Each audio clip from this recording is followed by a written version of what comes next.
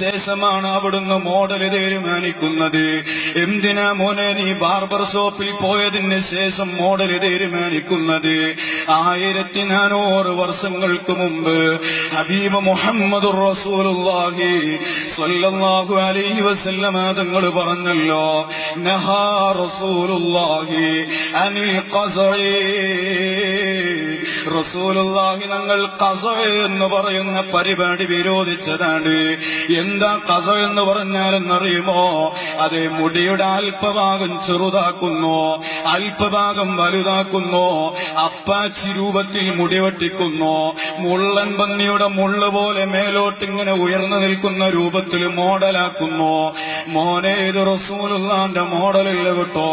സാന്ദർഭികമായി ഞാൻ എന്റെ ശബ്ദം ശ്രവിക്കുന്ന ഉമ്മമാരോട്, സഹോദരിമാരോട്, അതേ, ആഴ്ചകളിൽ 1-2 തവണ ബ്യൂട്ടി പാർലറുകൾ കയറിയിറങ്ങുന്ന ഉമ്മമാരില്ലേ, സഹോദരിമാരില്ലേ, മോളെ, നിന്റെ ഭർത്താവിന്റെ മുന്നിൽ നീ സൗന്ദര്യം പ്രകടിപ്പിക്കാൻ ഏത് രൂപത്തിലും നീ സൗന്ദര്യം ഉപയോഗിച്ചോ.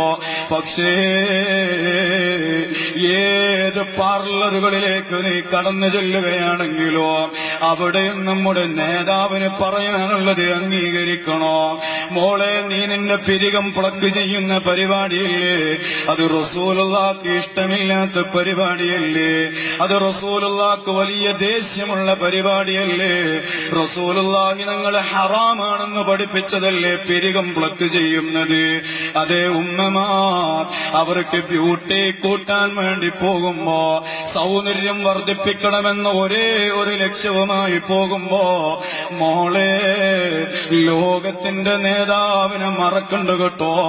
അതേ, ബ്യൂട്ടി പാർലറിൽ നിന്ന് ഇറങ്ങി വരുമ്പോ, അല്ലെങ്കിൽ ബാർബർ ഷോപ്പിൽ നിന്ന് മുടി മോഡൽ വൽക്കരിച്ച് ഇറങ്ങിപ്പോരുമ്പോ, അതേ, ഏതെങ്കിലും വണ്ടി വന്ന് നിന്നെ തട്ടി നീ ആക്സിഡന്റിലങ്ങ് മരണപ്പെട്ടു പോയാൽ, മോളെ, നിന്നെ ആളുകൾ കുളിപ്പിക്കൂലേ? അതേ, അവര് നിസ്കരിച്ചുകൊണ്ട് നിന്നെ കബറിൽ കൊണ്ടുപോയി വെക്കൂലേ? ആ കബറിലേക്ക് നമ്മുടെ കരളിന്റെ കഷ്ണമായ ലോകത്തിന്റെ നേതാവ് ഹബീബ് മുഹമ്മദുർ റസൂലുള്ളാഹി സ്വല്ലല്ലാഹു അലൈഹി വസല്ലമ തങ്ങൾ കടന്നു വരൂലേ? റസൂലുള്ള എന്റെയും നിങ്ങളുടെയും ഖബറിലേക്ക് വരുമ്പോ റസൂലുള്ളാഹിക്ക് പൊരുത്തമില്ലാത്ത രൂപത്തിലാണോ മോനെ നിന്റെ മുടിയുള്ളത്? മോളെ, നിന്റെ പിരികമുള്ളത് റസൂലുള്ള വിരോധിച്ച രൂപത്തിലാണോ? അവിടെ റസൂലുള്ളാഹിക്ക് സന്തോഷമുണ്ടാകുമോ? റസൂലുള്ള നമ്മെ തൃപ്തിപ്പെടുമോ? റസൂലുള്ള